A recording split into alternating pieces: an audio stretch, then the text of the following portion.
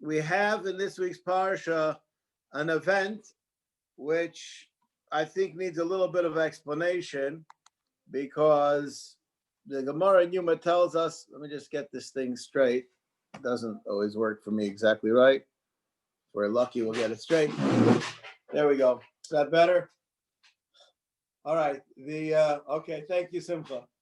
The Gemara in Yuma tells us that everybody has Nisyonis, Ashirim, Aniyim, and Rishoyim. The one who the Hillel's Mechayves Ashirim, Hillel's Mechayves Aniyim, Hillel's Mechayves Ashirim, and Yosef HaTzadik, he's Mechayev the Rishoyim because he overcame Ashes Potifar. And Chazal tell us that he wasn't really able to do it. He had to have a special siyata d'shmaya. And how is that fair? If he wasn't able to do it on his own, so say, well, why can't you be like Yosef? The answer is because I'm not Yosef. And Yosef, not only that, Yosef couldn't do it himself. So how can you expect me to do more than I'm supposed to do? Okay, that's the question that I'm asking. And I'm going to cheat, and I'm going to give the answer to the question in the beginning. But if anybody would like to offer an answer, I'd like to hear what anybody else has to say before I hear what I have to say, because I already know what I'm going to say. So if anybody over there has an answer, I'm willing to listen. Anybody? What's the question first? Okay. What? What's the question? It says that Yosef had a special siyata d'shmaya, and that's how he was able to overcome the Yetzer Hara by Ashes Potifar. And the Gemara says that we will not be spared in Yom Adin because just like Yosef did it, we can do it too. He wasn't able to do it himself, so why are you blaming me? Okay, Yehuda, what would you like to say? I think it's in the music. What happens is, I don't know if he saw his father came to him. He remembered the base Abba from before, so we are equal. Okay, I like that. His father came to him. It's nothing physical, but in base Abba. I want to tell you something. That's a wonderful answer, except for what's that going to do for a fellow who's about tshuva? He doesn't have a base Abba. Let him rot. Huh? We must have some answer for him. Special condition. Special condition. Okay. But I like the answer, and I believe that it's true. And I saw somebody, if I'm not mistaken, this is from the Polish Chassidish Svarim, that they ask a question which is phenomenal. This question, I really would like to hear what you people have to say about the answer that he gives, but you have to think about it. A person has a taiva to do an avera. Does he have the energy to bring up Beis Abba or not? Is that something that a person can turn on or off? Or just when the person is in the heat of the moment with passion, all of those things just get lost? There's somebody who told me once the following thing, and I'd like to share this with you because I think about this many times and I'm utterly frightened. Maybe Mr. Lipton will get me unfrightened from this thought. Person told me that he was a habitual abuser of a certain avera. And he said to me, Rabbi Zacharias, you should know, I know that it's wrong. But I can't control myself. So I said, what does that mean? Explain that to me. And this is a fellow talking to me, nobody else around. He's being honest. And listen to the mashal that he gives. He said, I feel like I'm driving on ice and I see a small child crossing the street and I slam on my brakes. And I know, even though I slammed on my brakes and I'm saying, no, don't do it. But Hashem Yerachem, the car is in motion. And even though you slammed on the brakes and the wheels are locked, that it's not going to avoid disaster. Isn't that a horrible mashal? They said, that's what I feel like when I get into this situation. Now, if you think this guy who told this to me just has a vivid imagination, the Gemara actually tells us many times it's tchilasa b'taiva v'soifa b'oines. A person sometimes is already finds himself in mid-action and he can't back out of it. So I do believe that the question is really a good question. Can somebody, when he's in that situation, grab on to zchus? When I say zchus, I'm talking about, your father is there and he's watching you and it's going to stop you. I will just tell you, and I want to share this with you. When I saw this Chassidish Shavart, I was thinking about the Gemara in Kedushin. The Gemara in Kedushin says about an Amoira that he wanted to climb up to an attic and do an Aver with a bunch of ladies that were there. And he had to scream, fire, fire, in order that people should come. He should get embarrassed. And he'd be embarrassed that he's not going to be able to sin. But that guy is out of his mind, right? That's a guy. Imagine the courage that takes to do. And where was his base Abba?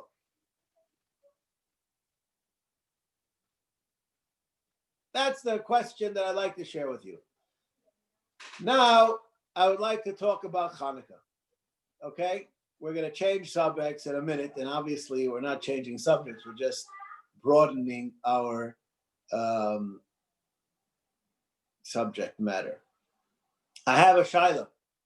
And this Shaila, I'm going to ask, let's see who could ask over here this Shaila too. Maybe we'll ask this Shaila to Binyamin Dudov. Maybe he'll give us an answer to this question. Let's say the Maccabees went to war, won the war, lit the menorah, and a nes happened and it lit for 6 days. Would we have Hanukkah or not?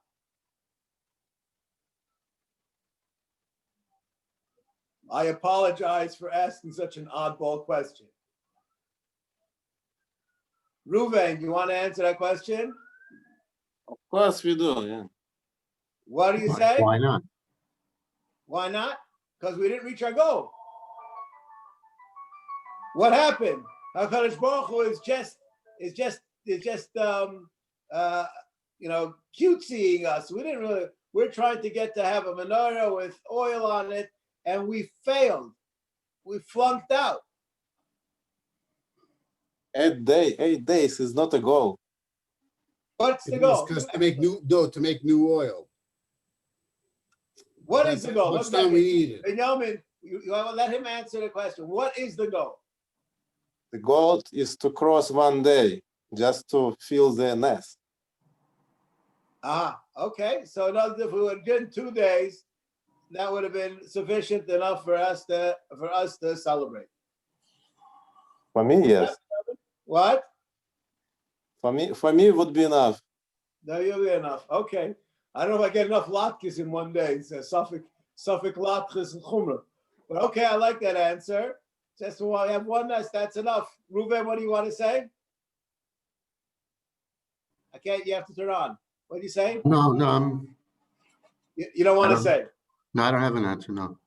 Okay. Mel, you want to answer? Somebody? Well, the goal obviously was to make enough oil so that they had enough time to make new oil. So whatever that took, that was the goal. So if we didn't make it to the goal, I don't know what we would be celebrating. you know, we'll be celebrating. So this is what I love. Here we have. It's the way to the goal. What? It's the derech to the goal. That's the important thing. Derech to the goal. The That's effort. important. What is the derech to the goal? The fact that that the oil lasted. So Okay. I think Benjamin hinted at the answer. That one, if you would follow Beit Shammai, one would be enough because that would be the culmination, as far as he sees it. One is the culmination, so 6 days or would be enough. If you're going like Beis Hillel, if you're going up, then you want to go to 8 because 8 is beyond nature. Okay, so now you're telling me that the answer to this question is Machlekes Beis Shammai and Beis Hillel. Is that what you're offering? It seems to be, Okay, that's I don't want to mess with them. Okay, I think that it wouldn't go. Is it a continuous ness or it's every day another ness? I think that's a machlekes of the mefarshim. It depends what the answer to the Beis Yosef's kasha is. Exactly. I think that's the answer to the question. But I enjoy the question in its own. But I'd like to discuss something which Ruben said over here. And there's a lie which is said in America all the time. It's not if you win or lose. Know anybody? Where's the Bakim? How you play the game. I'll play the game. Who buys that? Nobody. Depends on what context. Okay, what context do you buy that in? Just tell me. Depends what you're winning or losing. All I can tell you is you can't sell tickets to a team that plays well and loses. That much I can tell you. The box office will tell you. Sportsmanship, what does that mean? That means that even though you're a loser, you still have grace.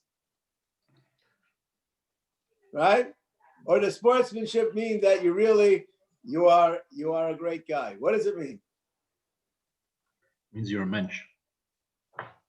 I wish I knew what that meant. That was whoever said that could be a lawyer. I don't know what does that. What does that mean? You're behaving with derech eretz.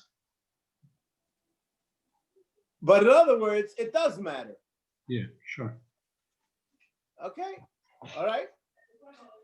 I'll just tell you. Not only that, I want to say something. I used to play tennis a little bit, and so before you play, so you have to warm up. And sometimes you're really enjoying the warming up. You say, "No, enough of this nonsense. Let's play the game." Right? Now, we're not playing for anything to go anywheres. So why are we playing a game? And anybody who's ever played sports knows that when you're not playing for a game, you don't really play your best. You just mess around. Right? This is true. You guys, anybody want to disagree with me? I don't know if Mel, we can't hear you. What? People enjoy the competition. It's definitely true. They like the competition. They like the competition. It gets your blood coursing inside of you, right? It does matter. You know, it doesn't make a difference whether there's 1,000 people there or not 1,000 people there, and you really enjoy the game. But to get to goal, the goal is to beat the other person. It makes a difference. I didn't say it makes a quantum difference, but it does make a difference. Now, if a person is a trainer and he's playing with his trainer, is the idea to win or to lose? How many professional athletes do we have here? Only me? If he's with his trainer, the goal is to become more proficient. I understand. So winning or losing doesn't make a difference or not? Absolutely. Winning. No, it doesn't make a difference. You play your best. That's what matters. No. The game, in my opinion, I don't have a trainer. I have to tell you the honest truth. I don't have a trainer. But in my opinion, the point of playing with a trainer is to find your weaknesses and learn to work on them. And if your trainer beats you, could be you bumped yourself up. So the point of playing with a trainer is not to win. It's a different game. Sure. It's a different game. Arya, you're not Moscow? 100% I Moscow. don't know. I never had a trainer. Okay. And There's hope. my wife retired actually from training me. Okay. She's trying to train you in a lot more things besides sports. My wife still trains me. Yeah. All right. So, anyways, let's throw that out over here. On Hanukkah, this is the question. I asked this question at my Shabbos table every 2 or 3 years, Shabbos Chanukah. They went to war to win. Did they think they're going to win? Were they out of their minds? Were they unbelievable ma'aminim? What were the Maccabees thinking when they went to war? They were willing to give up their lives to wage this war on behalf of Hashem. Okay. And anybody agree with him? No, nice and nefesh. Agree. Zero-sum game. Period.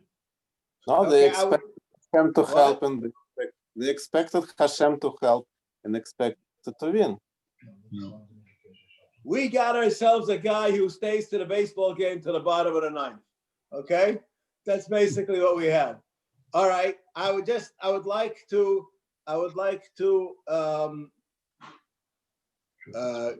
repeat what Aryeh said in words that are relevant to the way I set up this discussion. The game is a different game. It's not about winning the war or losing the war. It's about making a point about what you believe. And even if they die on the sword, they're still winners. Aryeh, do I represent you properly? Yes, absolutely. Okay, so Aryeh said Thank that I you. push it. I misled the community over here by asking a question which is wrong, because their point wasn't to overcome.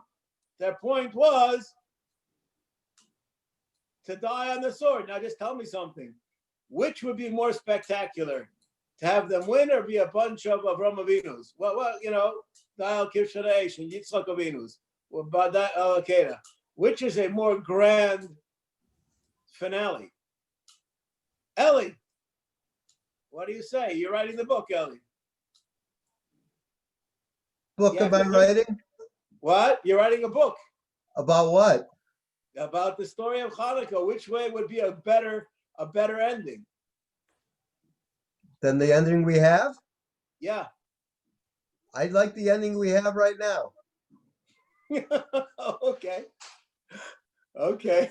A better ending would be that there wouldn't be any Hellenists in the world. There wouldn't be any non-Jewish Jews in the world. Okay. Okay. That's a fantasy. fascinating. What? I think That's the a point fantasy. is, I think the point is they went to war because they had nothing to lose. They couldn't lose, and if they did, they were back at square one. So they went to war knowing that they had nothing to lose. Mel, did you ever read the book, The Mouse That Roared?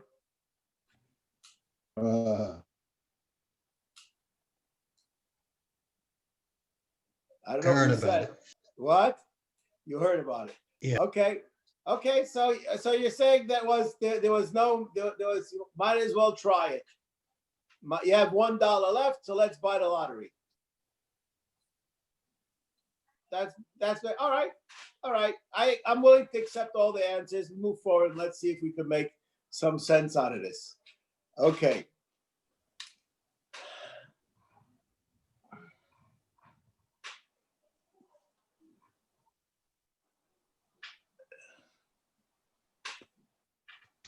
The Meshech Chochmah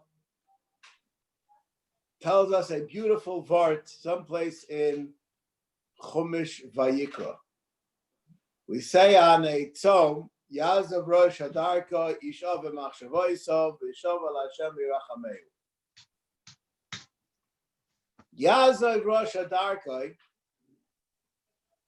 Vishav Machshavoisov. The Rosh, we say, change your path.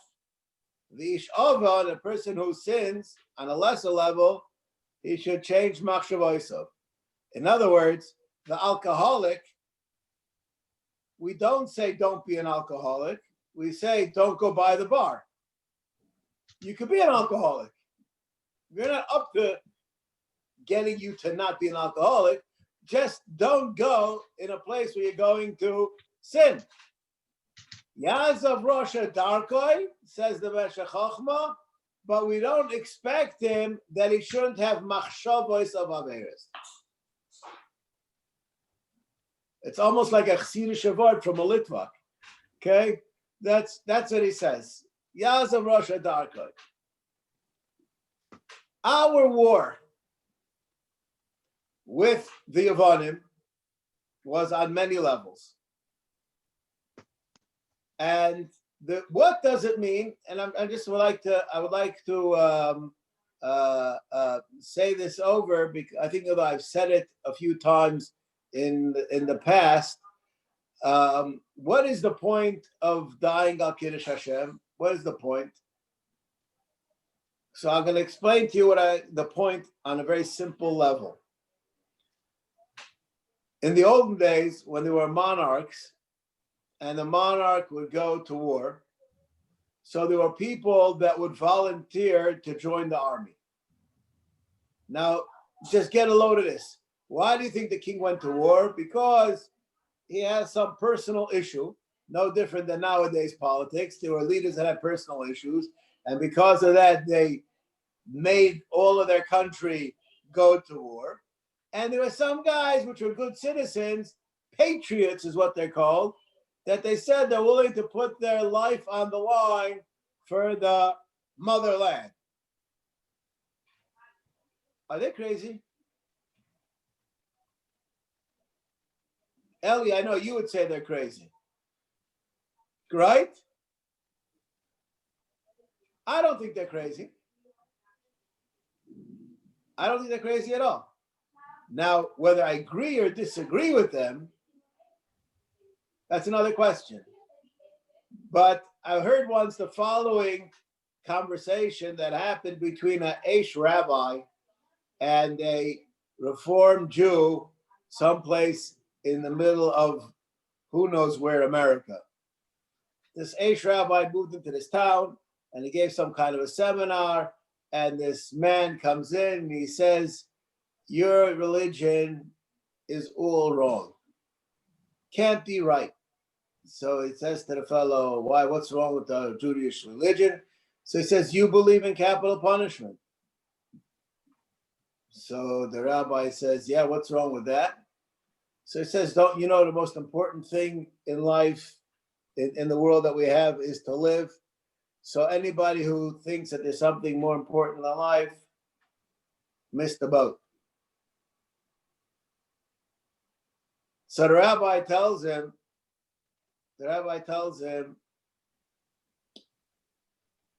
tell me, your son is going off to college, you take him out for dinner, and you have your last chance as a parent speaking to their child that's not independent to give him a piece of your mind.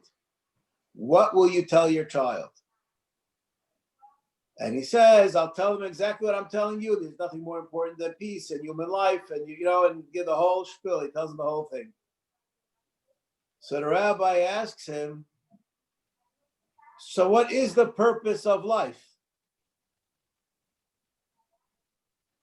If you want to accomplish something in life, you're going to have to a certain degree, gamble away your life. The purpose of life is to accomplish things that are greater than life itself. Being alive is a tool to get to a means. Being alive is not a means. And the reason why, and we just use that secular term because in this reality that we're talking, it makes perfect sense. Just to be a vegetable, just to be alive, you're supposed to be doing something. That means that there are things in life that are greater than life.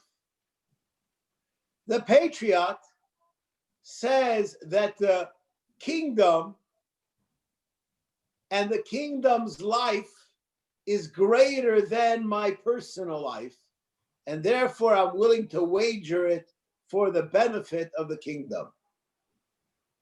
The guy who's a patriot is a big guy. He's bigger than he is himself.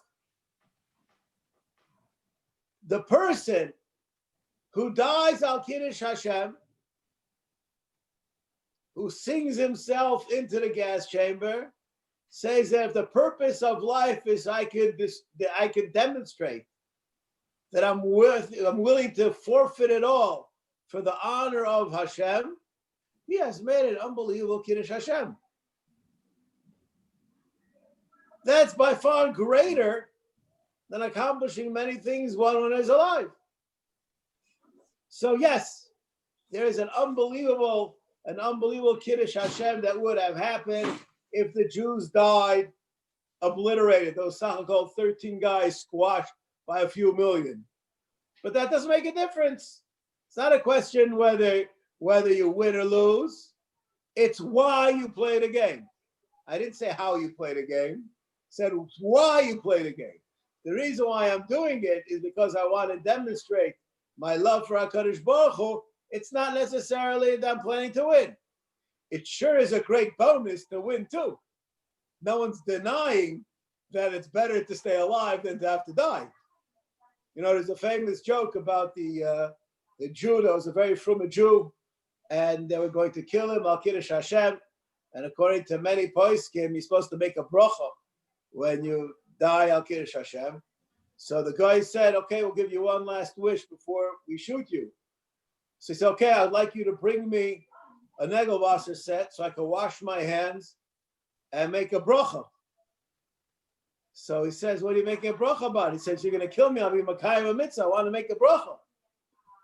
So the guy watches this Jew as he fervently washes his hands to Da'al Kiddush Hashem, and he makes the bracha with unbelievable kavanah, and the guy is just mesmerized.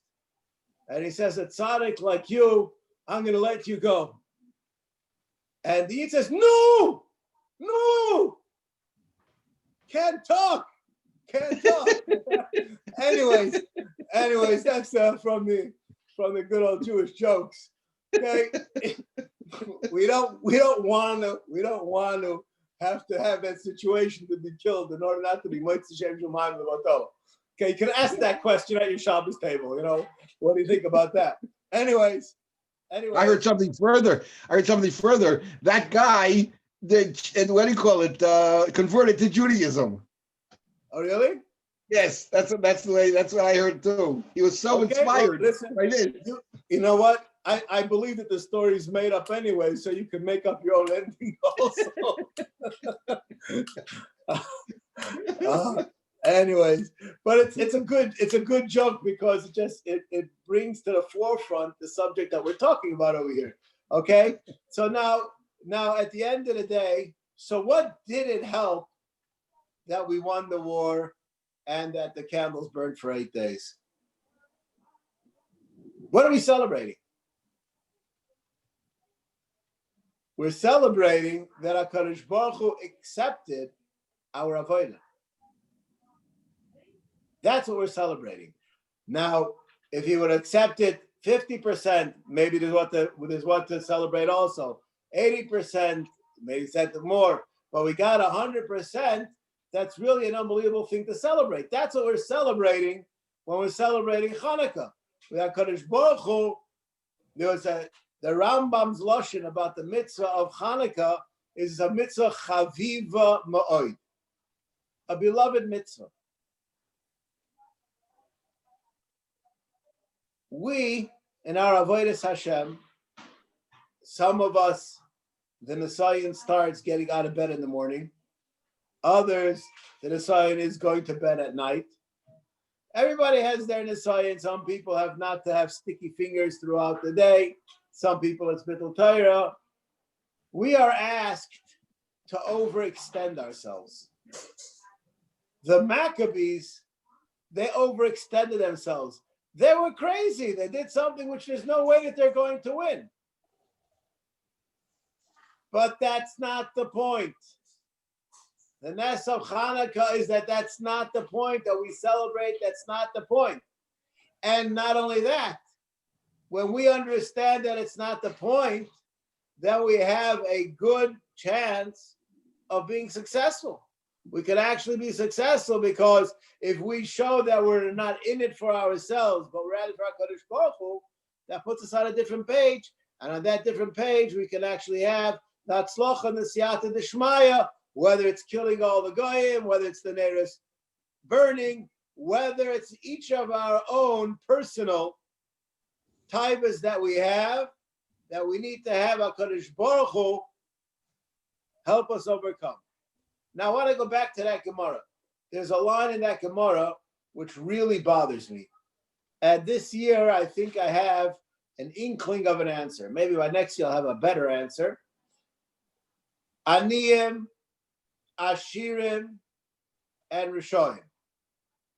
If I was the one writing the Gemara, I would have written rich people, poor people, and lustful people. People who have taiva. Why does the Gemara call them Rishonim? We envision a Rasha, a guy, so to speak, with a pitchfork and horns coming out of his head. He wants to do bad.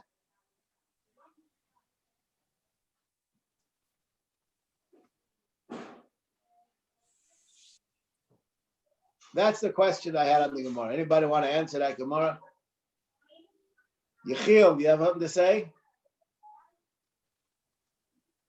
Wow, what a night.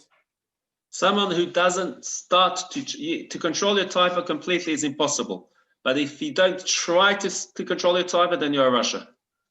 That's right. I believe you hit the nail on the head. Yosef also didn't have the ability to overcome.